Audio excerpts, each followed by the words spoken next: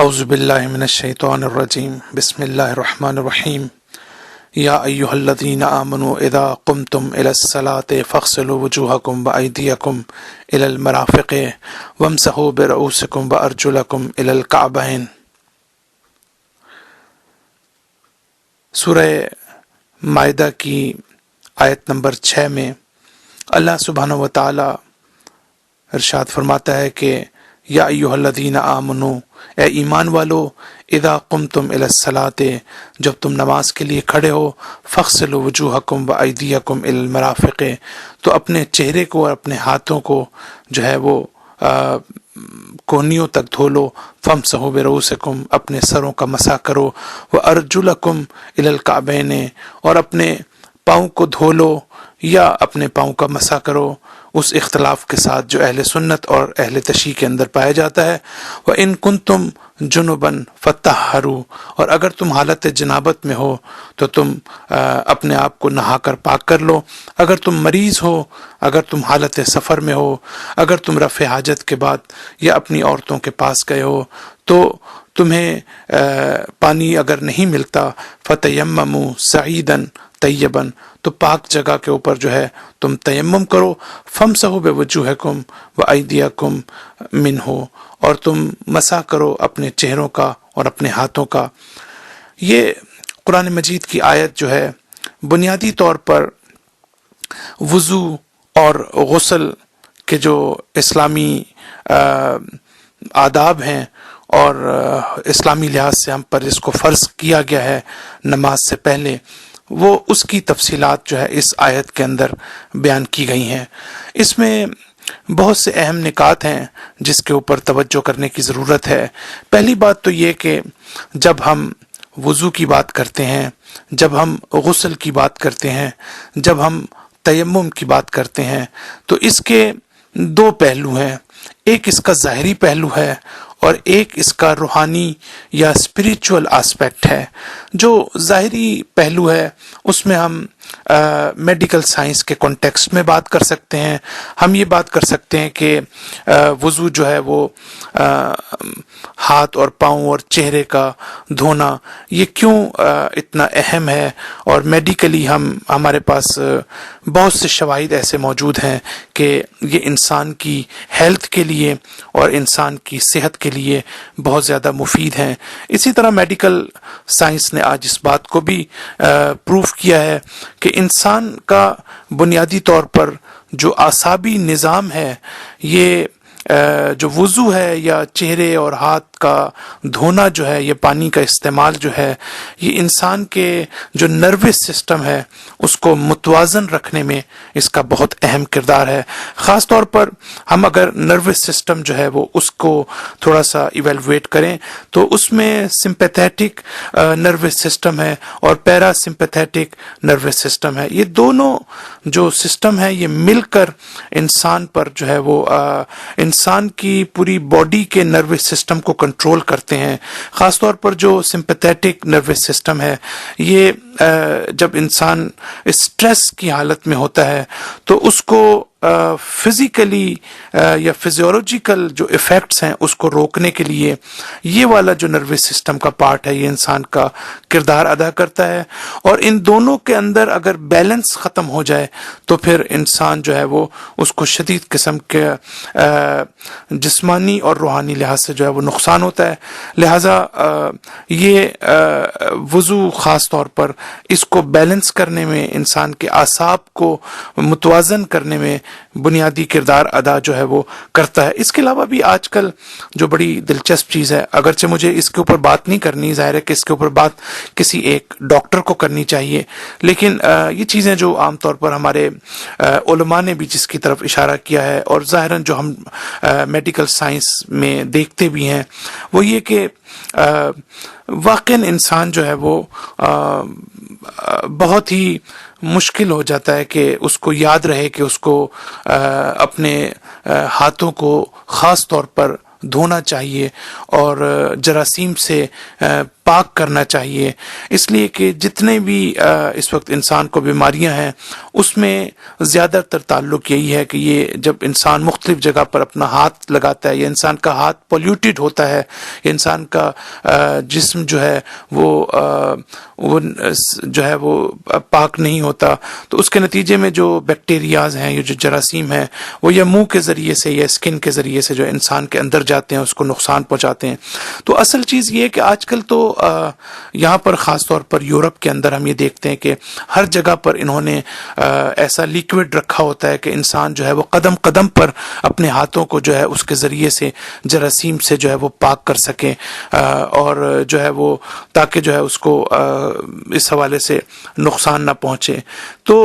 یہ چیز بہت ضروری ہے، اور یہ بھی اب سامنے آ گیا کہ انسان بہت سی جگہ پر جب انسان تصور نہیں کرتا، مثال کے طور پر جب آپ کسی بینک میں جاتے ہیں اور بینک کی مشین سے جب آپ اپنا ڈیبٹ کارڈ یوز کرتے ہیں اور وہاں پر آپ استعمال کرتے ہیں، تو وہاں پر جو جراثیم آپ کے ہاتھ میں منتقل ہوتے ہیں اس کے بارے میں ابھی بہت ہی حیرت انگیز ریسرچز سامنے آئی ہیں کہ انسان اسی طرح جو انسان مثلا نوٹس جو ہے وہ نوٹ جو استعمال کرتے ہیں، پیسے استعمال کرتے ہیں جو ایک ہاتھ سے دوسرے ہاتھ میں جاتے ہیں، اس کے ذریعے سے جو انسان کے اندر جراثیم منتقل ہوتے ہیں۔ تو آپ یہ دیکھیں کہ اس وقت جو ہے وہ عام طور پر انسان کے ذہن میں یہ نہیں ہوتا کہ فوراً جا کے ہاتھ دھوئے، لیکن کم از کم جب انسان 5 مرتبہ نماز پڑھتا ہے، اور صرف مسئلہ نماز پڑھنے کا نہیں ہے بلکہ وضو کے لیے یہ کہا گیا ہے کہ حتیٰ اگر نماز نہیں بھی پڑھنی تو بھی انسان کے لیے وضو کرنا جو ہے ان اٹ سیلف جو ہے بہت زیادہ اس کا ریوارڈ ہے، بہت زیادہ اس میں نورانیت ہے، بہت زیادہ اس کے بارے میں تاکید کی گئی ہے۔ تو اس لیے میں سمجھتا ہوں کہ اس کا دنیاوی اور ظاہری فائدہ ایک تو یہ ہے کہ انسان عام طور پر اپنے آپ کو صاف ستھرا نہیں رکھ سکتا، اپنے آپ کو جو ہے وہ اپنے ہاتھوں کو نہیں دھو سکتا، جراثیم سے پاک نہیں کر سکتا۔ تو یہ ایک بہت اچھا انیشیٹو ہے، بہت اچھا انسان کے پاس موقع ہوتا ہے کہ جس کی وجہ سے انسان کا جو ہے وہ آٹومیٹیکلی جو ہے وہ انسان اپنے آپ کو بہتر طور پر ہیلدی جو ہے وہ رکھ سکتا ہے۔ یہ تو اس کا جو ہے وہ میڈیکل آسپیکٹ ہے۔ اسی طریقے سے انسان کی سکن جو ہے اس میں جب ہم دیکھتے ہیں تو اس میں بھی جتنا انسان جو ہے وہ خاص طور پر ٹھنڈے پانی کا جو استعمال ہے وہ کرتا ہے تو وہ سکن کے لیے جو ہے وہ کہتے ہیں کہ بہت زیادہ مفید ہوتا ہے، اور وضو میں حتیٰ یہ کہا گیا ہے کہ اگر انسان ٹھنڈے پانی سے وضو کرتا ہے تو وہ مستحب ہے، اس کا ثواب زیادہ ہے۔ تو ہم اس کو بھی اس کے ساتھ لنک کر سکتے ہیں کہ آج کل کے جو سکن کے اسپیشلسٹ ہیں وہ جو ہیں وہ بھی اس بات پر اس کو قبول کرتے ہیں کہ ٹھنڈا پانی جو ہے وہ اگر جتنا آپ یوز کریں گے اپنے چہرے کے لیے اتنا ہی آپ کی سکن کی جو پرفیکشن ہے اور اس کا ہیلدی جو ہے وہ اس کو آپ رکھ سکیں گے۔ یہ تو بہرحال ایک آسپیکٹ ہو گیا۔ دوسرا جو بہت ہی امپورٹنٹ آسپیکٹ ہے وہ ہے اس کا اسپریچول آسپیکٹ، کہ جس کے اوپر مجھے جو ہے وہ آج بات کرنی ہے۔ پہلی بات تو یہ کہ جب ہم وضو کی بات کرتے ہیں تو وضو کا مطلب جو ہے صرف ہاتھ پاؤں یا صورت کا دھونا نہیں ہے، اس کی ہاتھ پاؤں کے دھونے کا نام نہیں ہے، بلکہ کیونکہ آپ پھر ویسے بھی دھو سکتے ہیں۔ اس میں وضو کا لفظ ہم استعمال کرتے ہیں، جب ہم غسل کا لفظ استعمال کرتے ہیں تو یہ ضروری ہے کہ ہم اس بات کو سمجھیں کہ وضو جو ہے اس کے انگریڈینٹ کیا ہیں۔ اس کے انگریڈینٹ کہہ لیں یا اس کے بیسک بنیادی عناصر کہہ لیں، اس میں ایک تو یہ کہ انسان کا ظاہری طور پر ہاتھ پاؤں یا صورت کا دھونا،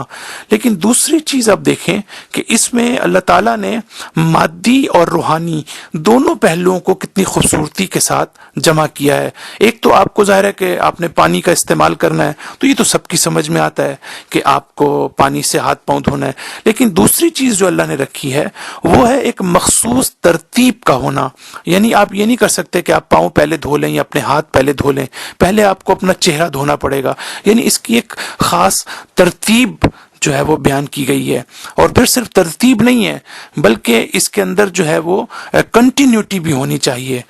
مثلا یہ کہ آپ کو متواتر اور پے در پے جو ہے آپ نے، یہ نہیں کہ آپ نے ابھی تو آپ نے اپنی صورت کو دھو لیا، چہرے کو دھو لیا، اور 1 گھنٹے بعد جو ہے وہ اپنے ہاتھوں کو دھو رہے ہیں اور اگلے گھنٹے میں آپ پاؤں کو دھو رہے ہیں، بلکہ اس کے لیے کنٹینیوٹی کا ہونا بھی ضروری ہے. اچھا، 3 چیزیں آپ نے دیکھی، ایک تو مادی ہے، اور ایک جو ہے 2 چیزیں جو ہے وہ ایک ترتیب اور ایک اس کی کنٹینیوٹی، اور ایک چوتھی چیز جو ہے بہت اہم ہے. اگر یہ تینوں چیزیں موجود ہوں لیکن چوتھی چیز موجود نہ ہو تب بھی ہم اس کو وضو نہیں کہہ سکتے، ہم اس کو غسل نہیں کہہ سکتے. اور وہ چوتھی چیز یہ ہے کہ وہ قربتاً الی اللہ ہو، یعنی اس میں اللہ کی قربت کی نیت کی گئی ہو. اس لیے کہ وضو جو ہے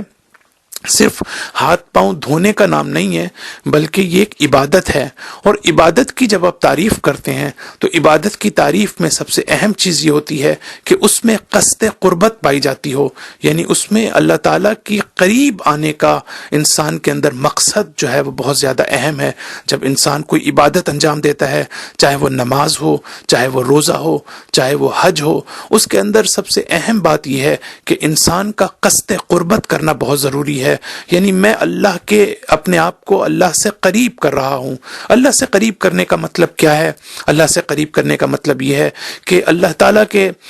جو 99 نام ہم قرآن مجید کو جب کھولتے ہیں تو اس میں ہمیں شروع میں اس میں پرنٹ ہوئے نظر آتے ہیں. اگر ہم تھوڑا سا ان اللہ کے 99 ناموں کو پر غور کریں، مثال کے طور پر ہم یہ کہتے ہیں کہ اللہ رحمان ہے، اللہ رحیم ہے، اللہ جواد ہے، یعنی بہت زیادہ اللہ تعالیٰ جو ہے وہ سخی ہے، سخاوت کرنے والا ہے. اللہ جو ہے وہ غفور الرحیم ہے، اللہ بہت زیادہ بخشنے والا ہے. اللہ تعالیٰ جو ہے وہ بہت زیادہ حکمت والا ہے، اللہ بہت زیادہ علم والا ہے، اللہ بہت زیادہ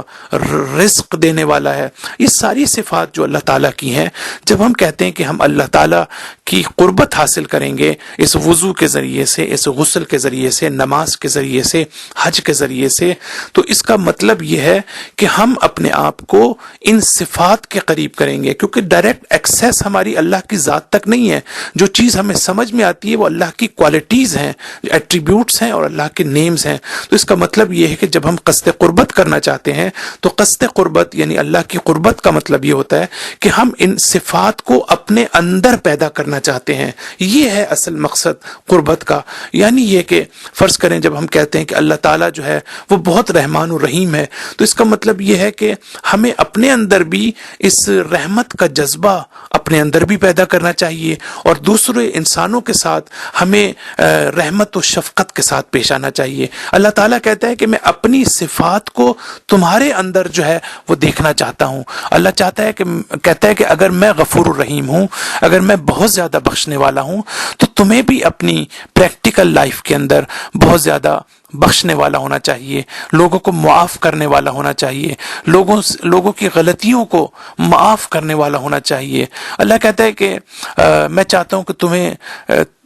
تمہیں شکر ادا کرنا چاہیے لوگوں کا. اگر کوئی تمہارے ساتھ خوبی کرتا ہے، اگر کوئی تمہارے ساتھ نعمت کرتا ہے، جس طرح میں جواد ہوں، میں سخی ہوں، اس طرح تمہیں بھی چاہیے کہ اس صفت کو اپنے اندر پیدا کرو. تو یہ ہے وہ مطلب بنیادی طور پر جس کو ہم قصد قربت کہتے ہیں. تو ہم نے دیکھا کہ اس وضو اور غسل کے اندر جو ایک روحانی اور معنوی تاثیر ہے، اس کے پیچھے جو ایک مقصدیت پوشیدہ ہے اور اس کے اندر جو ایک حکمت موجود ہے، وہ حکمت جو ہے وہ خالص جو ہے وہ اسپریچول ہے، اور اسی کو جو ہے وہ سمجھنے کی ضرورت ہے. اس کے علاوہ ہم یہ دیکھیں کہ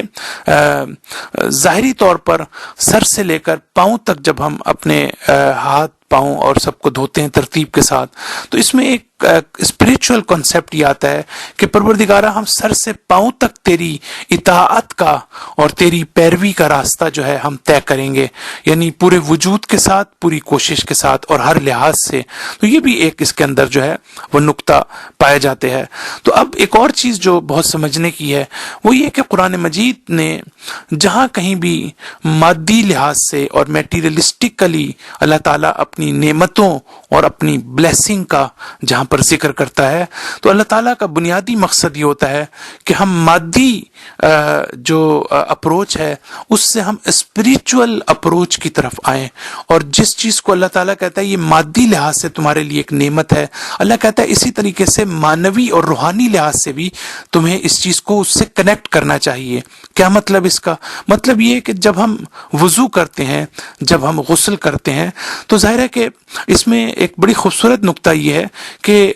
ہمیں خود بخود آٹومیٹیکلی جو ہے اپنے ہاتھ اور پاؤں کو پہلے پاک رکھنا ہوگا، پہلے صاف رکھنا ہوگا، پہلے ہمیں نجاست کو دور کرنا ہوگا۔ اگر کوئی اس میں پولوشن ہے، اگر کوئی آلودگی ہے، اگر کوئی اس میں نجاست ہے تو وہ پہلے پاک کریں گے، تو اس کے بعد ہم پانی استعمال کریں گے اور وضو کریں گے۔ تو اس کا مطلب ہے کہ آپ دیکھیں کہ ظاہری طور پر ہمیں اس کی پاکیزگی اس لحاظ سے ہے کہ ہم آٹومیٹیکلی جب وضو کرتے ہیں تو وضو سے پہلے ہم اپنے آپ کو ہر طرح سے پاک صاف کرتے ہیں، پھر وضو کرتے ہیں۔ اللہ تعالیٰ یہ کہنا چاہتا ہے اس آیت کے ذریعے سے، یہ پیغام دینا چاہتا ہے کہ دیکھو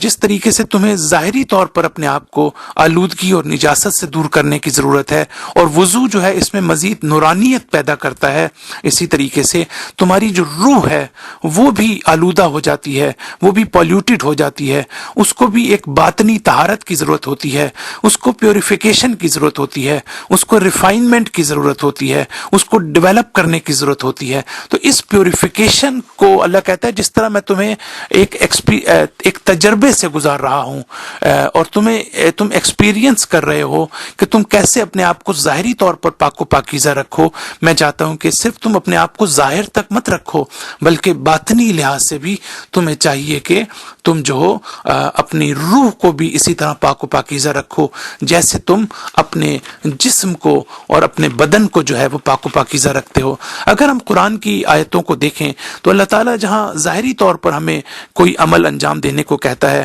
وہاں پر فوراً جو ہے وہ اسپریچول سینس میں بھی اس کو استعمال کرتا ہے۔ ہم صرف اس سلسلے میں 3 مثالیں دیکھیں گے۔ پہلا یہ کہ اللہ تعالیٰ قرآن مجید میں فرماتا ہے کہ یا ایھا الذین آمنوا کتب علیکم الصیام کما کتب علی الذین من قبلکم لعلکم تتقون۔ تو اللہ تعالیٰ فرماتا ہے کہ میں نے تم پر روزہ فرض کیا جیسے کہ تم سے گزشتہ امتوں پر روزہ فرض کیا تھا، لیکن تاکہ تم جو ہو وہ متقی اور پرہیزگار بن جاؤ، تاکہ تم رائٹیس پرسن بن جاؤ۔ تو اب آپ دیکھیں کہ اس روزے کا بنیادی فلسفہ یہ ہے کہ ہم تقوی کی منزل پر پہنچ جائیں اور ہم ایک متقی اور پرہیزگار اور اچھے انسان جو ہے بن کر معاشرے کی خدمت کر سکیں اور اپنی عاقبت کو جو ہے وہ سنوار سکیں۔ تو آپ دیکھیں اس میں ایک رخ تو یہ ہے کہ ہم روزہ رکھتے ہیں، بھوک و پیاس کو برداشت کرتے ہیں۔ اللہ کہتا ہے کہ میرے نزدیک جو اہم چیز ہے تم بھوک و پیاس کو ضرور برداشت کرو، لیکن اس کے ساتھ ساتھ جو میری بنیادی حکمت ہے، جو فلسفی ہے، وہ یہ ہے کہ تم معنوی لحاظ سے جو ہے ایک اچھے انسان بنو، تمہارے اندر اخلاق ہونا چاہیے، تمہارے اندر کردار ہونا چاہیے، تمہارے اندر انسانیت ہونی چاہیے، تمہارے اندر رحمت اور شفقت کا جذبہ ہونا چاہیے، تمہارے اندر دوسری انسانوں کی خدمت کا جذبہ ہونا چاہیے، نہ یہ کہ تمہارے بجائے اس کے کہ تمہارے شر سے دوسرے محفوظ رہیں، تم دوسروں کو اپنے شر سے نقصان پہنچاؤ۔ تو اللہ تعالیٰ کہتا ہے کہ جب فرماتا ہے کہ ان الصلاۃ تنہی عن الفحشاء والمنکر، کہ میں نے نماز کو اس لیے واجب نہیں کیا کہ تم صرف 5 مرتبہ مسجد میں آؤ میرے لیے، بلکہ میں چاہتا ہوں کہ یہ تمہیں برائیوں سے روکے، یہ تمہیں برے کاموں سے روکے۔ تو ہمیں یہ سوچنا ہوگا کہ کیا نماز ہمیں برے کاموں سے روکتی ہے یا نہیں روکتی؟ کیا روزہ ہمیں متقی بناتا ہے یا نہیں بناتا؟ اگر ہمیں متقی نہیں بناتا تو ہمیں پھر اس پر یہ لمحہ فکریہ ہے، کیا ہم اس روزے کو اور نماز کو اس کی روح کے ساتھ انجام دیتے ہیں اور یا نہیں؟ اور سورہ توبہ کی آیت نمبر 103 میں بہت ہی خوبصورت نقطہ بیان کیا گیا ہے جس میں اللہ تعالیٰ ارشاد فرماتا ہے کہ خذ من اموالہم صدقۃ تطہرہم۔ اب رسول اللہ صلی اللہ علیہ وسلم کو حکم دیا جاتا ہے کہ تم ان سے صدقہ لو، ان سے زکوٰۃ وصول کرو۔ اب آپ دیکھیں کہ زکوٰۃ لو یا صدقہ دینا یا واجب صدقے کو زکوٰۃ کہتے ہیں۔ اب یہاں دیکھیں کہ ہم آج تک یہ سمجھتے تھے کہ جب ہم زکوٰۃ دیں گے تو زکوٰۃ دینے کا مطلب یہ ہوتا ہے کہ معاشرے سے غربت ختم ہو جائے گی اور لوگوں میں جو ہے وہ ایکول سٹیٹس پر آ جائیں گے، اور جو لوگ فقیر ہیں، جو غریب ہیں، جو مشکلات میں، ان کی مشکلات دور ہو جائیں گی۔ امیر لوگ جو ہے وہ صدقے کے طور پر، خیرات کے طور پر یا زکوٰۃ کے طور پر کوئی چیز جو ہے دیتے ہیں۔ لیکن قرآن بڑی خوبصورت نقطے کی طرف اشارہ کرتا ہے۔ قرآن کہتا ہے تطہرہم، اگر تم زکوٰۃ دو گے، اگر تم صدقہ دو گے، اگر تم میرے راستے میں کوئی بھی چیز خرچ کرو گے تو یہ تمہاری پاکیزگی کا باعث بنے گی، یہ تمہیں پاک و پاکیزہ کرے گی۔ یعنی اس سے مراد تمہاری معنوی، روحانی اور اسپریچول کلینزنگ ہے، یعنی طہارت اور پاکیزگی ہے۔ اس سے مراد صرف ظاہری اقتصادی مسئلہ نہیں ہے۔ تو اب آپ دیکھیں کہ یہاں پر بھی اللہ تعالیٰ یہ کہتا ہے کہ اگر تم صدقہ دو گے، زکوٰۃ دو گے، تو تمہارا باطن جو ہے وہ پاک ہو جائے گا، تم اندر سے ایک اچھے انسان بن جاؤ گے۔ یہ نقطہ، اور تھوڑا سا ہم اور آگے چلیں گے۔ اب آپ دیکھیں کہ جب ہم وضو کرتے ہیں تو اس میں ایک اور خوبصورت بات یہ ہے کہ اللہ تعالیٰ یہ چاہتا ہے کہ جب تم نماز کے لیے اس کے حضور میں کھڑے ہو تو تمہارے آنکھوں میں خواب کے اور تھکن کے تمہارے جسم میں آثار نہ ہوں۔ اگر تم تھکن کے آثار ہوں گے، اگر تم خواب آلود ہوگے، یعنی تمہاری آنکھوں میں نیند ہوگی، تو تم جو ہو وہ میرے سامنے نہیں میری عبادت کر سکتے اس خوشی و خوش و خرم انداز میں اور اس ہیپینس کے ساتھ جو میں چاہتا ہوں کہ تمہارے اندر تازگی ہونی چاہیے، تمہاری روح کی تازگی میرے لیے اہم ہے۔ تو اب آپ دیکھیں کہ وضو کا ایک فلسفہ یہ بھی ہے کہ جب انسان وضو کرتا ہے تو انسان کے میں تھکن کے آثار دور ہو جاتے ہیں اور وہ بڑا فریش ہو کر جو ہے اپنے رب کے حضور میں کھڑا ہوتا ہے، اور اس کے قلب کی نورانیت جو ہے اس میں اضافہ ہو جاتا ہے۔ اب ایک اور نقطہ جو بہت خوبصورت ہے وہ میں عرض کرنا چاہوں گا، اور وہ یہ ہے کہ خود قرآن مجید کی اس آیت میں جب وضو اور غسل کی بات کی گئی ہے تو اس کے بعد اللہ تعالیٰ فرماتا ہے کہ اگر یہ صورتحال ہو اور پانی موجود نہ ہو تو تم تیمم کر لو، اور پھر اللہ کہتا ہے کہ تیمم کیسے کرو؟ اپنے چہرے اور ہاتھوں کا مسح کرو۔ اب دیکھیں وہاں پر تو پانی کی بات تھی، اب تیمم کے اندر جو ہے سب سے اہم بات یہ ہے کہ تیمم میں تو انسان کا ہاتھ اور پاؤں اور چہرہ جو ہے وہ مٹی سے آلودہ ہو جاتا ہے، تو اس کا مطلب یہ تو پھر ظاہری طور پر بھی انسان کو پاک نہیں کرتا، لیکن اللہ تعالیٰ فوراً فرماتا ہے کہ ما یرید اللہ لے یجعل علیکم من حرج، میں تمہاری زندگی کو تنگ نہیں کرنا چاہتا، میں تمہارے لیے مشکلات کھڑی نہیں کرنا چاہتا، ولیکن یرید لیطہرکم، میں چاہتا ہوں تمہیں پاک کرنا چاہتا ہوں، میں تمہیں پیوریفائی کرنا چاہتا ہوں، میں تمہاری باطنی طہارت چاہتا ہوں۔ اب آپ غور کریں کہ اگر فرض کریں وضو کے لیے پانی نہیں تھا تو اللہ تعالیٰ کہہ سکتا تھا کہ تم بغیر وضو کے نماز پڑھ لو، لیکن اللہ تعالیٰ نے کہا نہیں، تم بلکہ اس کی جگہ جو ہے تیمم کرو۔ اور دیکھیں اللہ تعالیٰ بنیادی طور پر ایک کنڈیشن، ایک حالت اور ایک خاص قسم کے آداب کی طرف ہمیں متوجہ کرنا چاہتا ہے۔ وہ کہتا ہے کہ میں چاہتا ہوں کہ ان آداب کے ذریعے سے، ان اعمال کے ذریعے سے تم جو ہو اپنی باطنی طہارت کی طرف جو ہے وہ توجہ دو۔ تو یہ نقطہ جو ہے وہ میں سمجھتا ہوں کہ اس سلسلے میں اہم ہے۔ تو اسی طریقے سے ایک اور بڑا خوبصورت نقطہ ہے اس کے اندر، وہ یہ کہ جب ہم تیمم کا مطلب یہ ہوتا ہے کہ اپنے چہرے پر، ظاہر ہے کہ جب ہم تیمم کریں گے تو ہمارے چہرے پہ خاک جو ہے وہ لگے گی، ہمارے ہاتھ بھی خراب ہوں گے، تو اس سے ہمارے پاس علماء نے بڑا خوبصورت کیا ہے کہ انسان میں غرور اور تکبر جو ہے